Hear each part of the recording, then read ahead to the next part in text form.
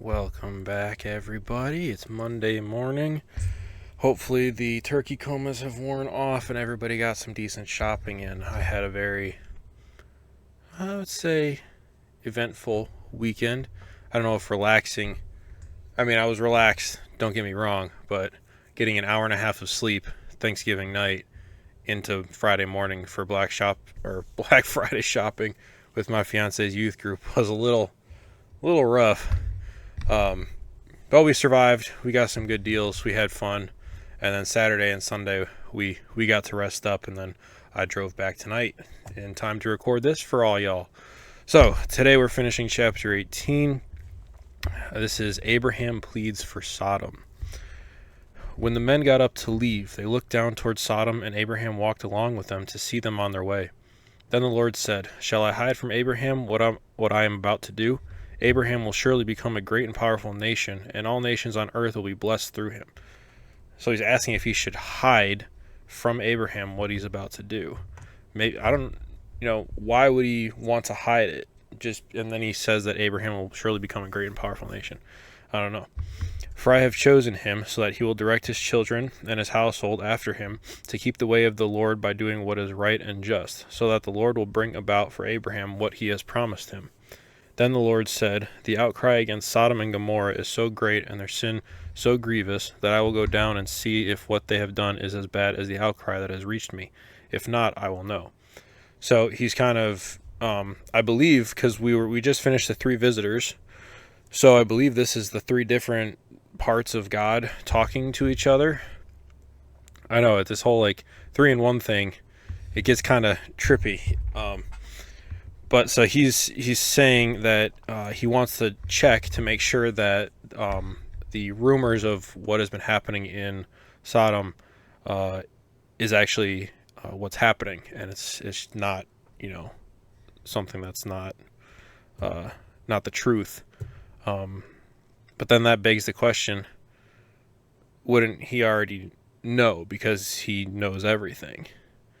So that's an interesting question to think about. Okay, so we continue. The men turned away and went towards Sodom, but Abraham remained standing before the Lord. Then Abraham approached him and said, "Will you sweep away the righteous with the wicked? What if there are 50 righteous people in the city? Will you really sweep it away and not spare the place for the sake of the 50 righteous people in it? Far be it from you to do such a thing, to kill the righteous with the wicked, treating the righteous and the wicked alike. Far be it from you. Will not the judge of all the earth do right?" So this kind of brings up something that I always questioned growing up. I'm sure when you've been in school, and this has happened to me, the people who don't do anything wrong sometimes get punished with the kids who do something wrong. And it's never a clear thing of like, is this right or wrong to do? Because obviously, if we were God and we knew 100% sure who did something wrong and who did something right, we would be able to split up who needed to be punished and who didn't. But since we don't have that knowledge, we sometimes, use we can't, assume anybody's innocent or guilty, so we have to punish everybody. I definitely had one of those when I was in high school, I believe. Be interesting to see how many other people shared a similar fate. But I mean, and the Abraham speaking like this to God is, he has some nerve, but maybe it's what God intended him to do. Maybe he wanted to see if Abraham would stick up for, the righteous people in Sodom. The Lord said, "If I find 50 righteous people in the city of Sodom, I will spare the whole place for their sake."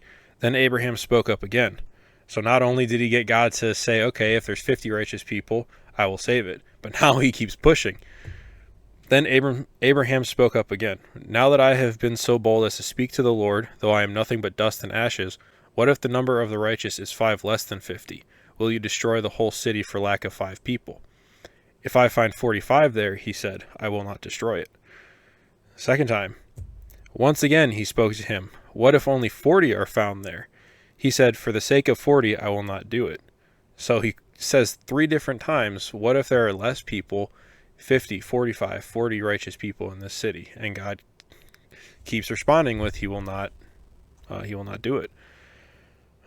Then he said, "May the Lord not be angry, but let me speak. What if only 30 can be found there?" He goes even further. I mean, if this were me, I don't know if I would have the guts to keep talking like this. But again, maybe it's a test. I mean, maybe this is what he was in, or God was intending Abraham to do. He answered, I will not do it if I find 30 there. Abraham said, now that I have been so bold as to speak to the Lord, what if only 20 can be found there? He just doesn't stop. He said, for the sake of 20, I will not destroy it. Then he said, may the Lord not be angry, but let me speak just once more. What if only 10 can be found there? He answered, for the sake of 10, I will not destroy it. When the Lord had finished speaking with Abraham, he left, and Abraham returned home.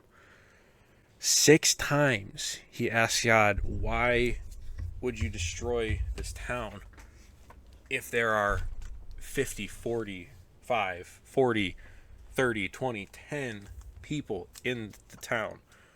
And God every time says, I will not destroy it. So I don't know. I mean, reading through it, it makes me think that that's what he was intending. He was wanting Abraham to like pose that question, to stand up for what was right. I don't know. That's very interesting to think about.